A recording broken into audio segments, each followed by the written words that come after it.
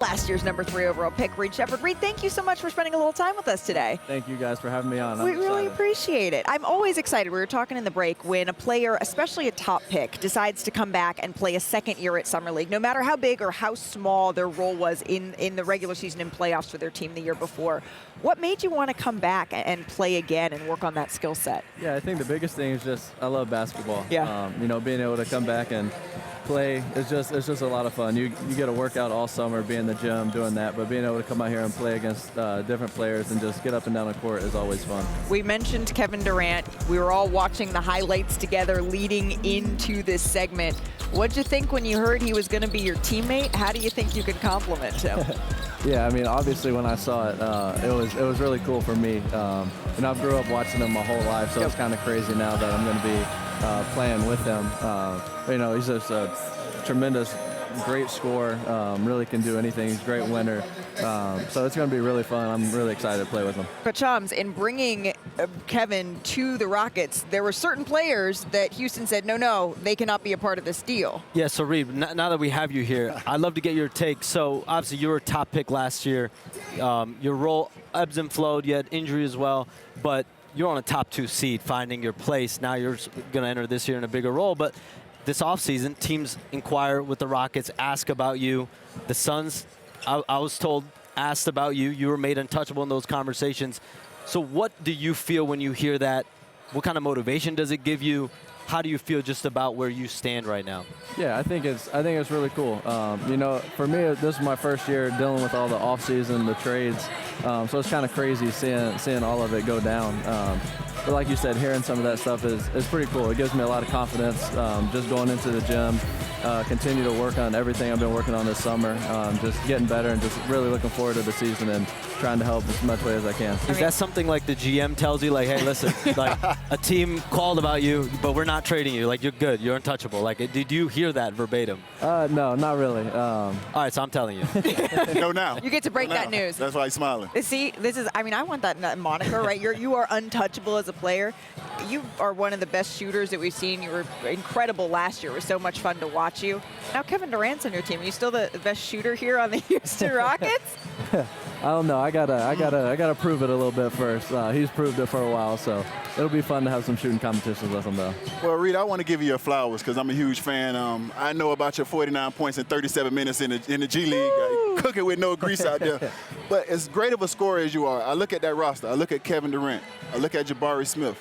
I look at Sengun. I look at other guys that can put the basketball in the hole. You do not want to be a guy in this league that if he's not making shots, we have to take him out the game.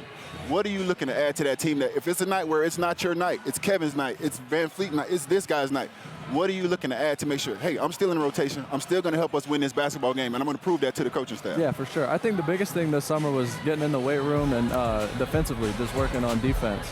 Like, we had probably a 2 to 3 week stretch. My workouts were straight defense. Like, I love that. I wasn't touching the basketball the first 40 minutes. It wasn't very fun, but, it's something we got it done. So, like, just working on that stuff, still getting up shots and ball handling and all that, but really just working on being stronger and getting more physical. By the way, that footage we were just showing was from him cooking in the G League in that game, Udonis. Listen, and I love that you're working on your defense because I'm going to tell you a secret in this league. We pick on white shooters. No, we do. We hunt you guys. We hunt you guys. You know this. Sure. We will hunt white shooters in the league, and we'll pick on you defensively. So I love that you're working on defense all summer. I never heard about that. You didn't know that? 40 minutes? No, 40 minutes of just straight defense and workouts? I knew about the other part, but that part. That sounds like Amy Adoka, though. I'm not surprised with Amy. Can we hit you with some quick hitters before we let you go here, Reed? We know you got some stuff to prepare for here. All right.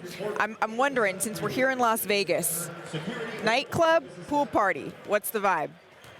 Pool party. It's pool too party. hot. You gotta have a pool here. Especially here. It's 110 Way degrees here in Las Vegas. If you needed a game winner, if you needed a walk-off shot, both your parents played college ball. You handing the rock to mom or you handing the rock to dad? I'm giving it to mom. There you go. Good answer. Respect. I'm a mama's boy, too. Shout out all the moms. Reed, we really, really appreciate the time. Thank you so much for stopping by NBA today. We wanted to. Reed has seen so many highlights from Summer League, but now that it's here, we thought we'd take a look back at some of the best plays of Summer League all time and see what could be added to the collection here. First, in 2007, this is Rudy Gay going baseline for the poster on the defender. Watch this, Udonis. It's grainy, but it's good. Rudy Gay. Ooh. almost. That's Wayne GG. He used to play with us for a while. Damn, my bad, Wayne. And then we go to 2010 here. JaVale McGee. Woo. Young JaVale. That was nice. That was nice.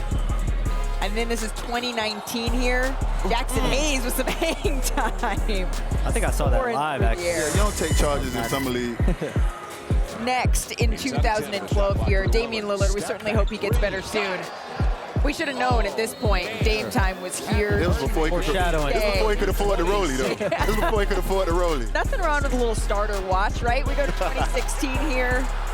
D'Lo's had some clutch shots, too, over his career. This is a little foreshadowing. D'Lo, 2016 Summer League was D'Lo's like clutch. the first enormous Summer League. Ice in his veins. 2017, Jason Tatum shooting the game-winning jumper, and then he did the Kobe. Would you hit the Kobe in Summer League? Did I do it? Would you do it, the celebration, if you hit a big shot like that? I'm not a celebrator. All right, let's go to 2012 here. Ooh. Bag work. That's like the, Hey, Jeremy. That's tough. That's nice. That's tough. that's like a street ball move right there. 2010, J.R. Smith. Ooh, showing his hand. Yeah, that's Tough layup Put him there. in the blender. 2024.